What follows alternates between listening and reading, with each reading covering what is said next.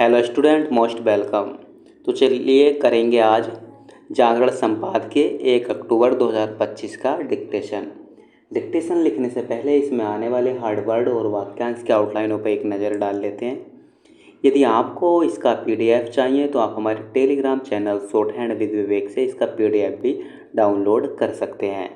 Telegram channel तक पहुंचने के लिए इस वीडियो के डिस्क्रिप्शन में हमने लिंक दिया हुआ है, या फिर आप टेलीग्राम पर सर्च करेंगे शॉर्ट हैंड विद विवेक तो आपको आसानी से मिल जाएगा।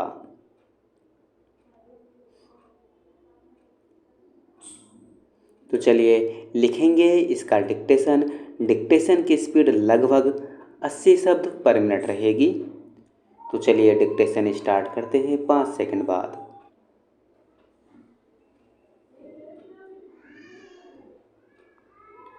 राष्ट्रीय अपराध रिकॉर्ड ब्यूरो अर्थात एनसीआरबी के 2023 के आंकड़े कोई अच्छी तस्वीर प्रस्तुत नहीं कर रहे हैं।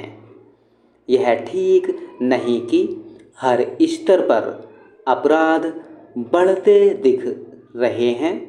सबसे अधिक चिंता की बात यह है कि महिलाओं को घरेलू हिंसा से लेकर यौन अपराधों से बचाने वाले कई कानूनों को कठोर किए जाने के बाद भी उनके खिलाफ अपराध कम होने के बजाय बढ़ रहे हैं।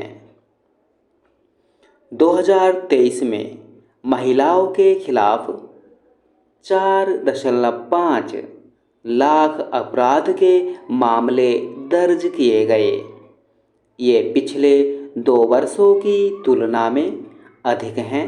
महिलाओं के विरुद्ध होने वाले अपराधों में सबसे अधिक मामले घरेलू हिंसा के हैं। इसका मतलब है कि वे घर में भी सुरक्षित नहीं हैं। निस्संदेह सार्वजनिक स्थानों पर भी उनकी सुरक्षा को लेकर सवाल उठते ही रहे हैं। पिछले दिनों ही कर्नाटक उच्च न्यायालय ने दुष्कर्म के एक मामले में अभियुक्त को जमानत देने से मना करते हुए कहा कि जिस दिन महिलाएं रात में निर्भय होकर चल सकेंगी उस दिन हम कह सकते हैं कि भारत ने सच्ची स्वतंत्रता प्राप्त कर ली है। इस स्थिति के निर्माण के लिए केवल पुलिस और अदालतों को ही तत्परता का परिचय देने की आवश्यकता नहीं है। इसके साथ ही हमारे पुरुष प्रधान समाज को भी अपनी मानसिकता बदलने की ज़रूरत है। महिलाओं के खिलाफ होने वाले अपराधों का एक बड़ा कारण पुरुष प्रधान समाज की महिलाओं को हीन और दोयम दर्जे का मानने की मानसिकता है। इसी मानसिकता के कारण आज भी महिलाएं बड़ी संख्या में घरेलू हिंसा का शिकार हो रही हैं।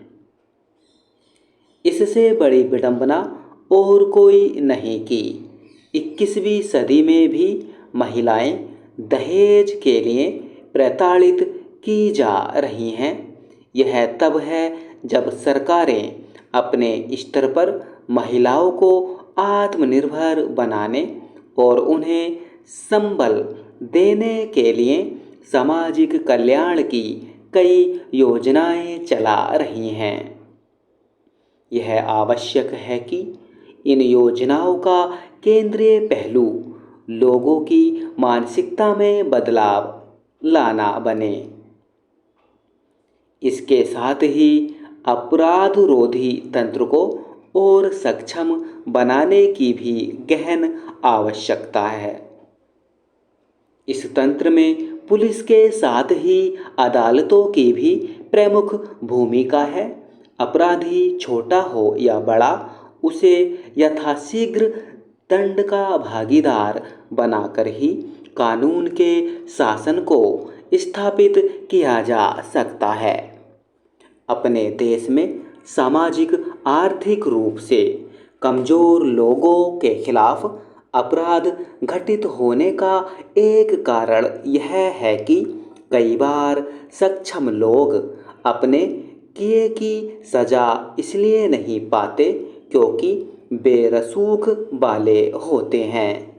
अपराधों का एक कारण कानूनों को अनदेखा करने की प्रवृत्ति भी है।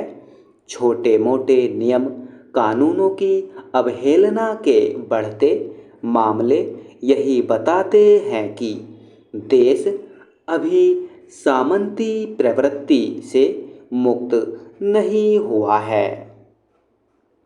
अपराध रोधी तंत्र को मजबूत करने की आवश्यकता से इनकार नहीं, लेकिन लोगों को नियम कानूनों का पालन करना भी सीखना होगा। स्टॉप।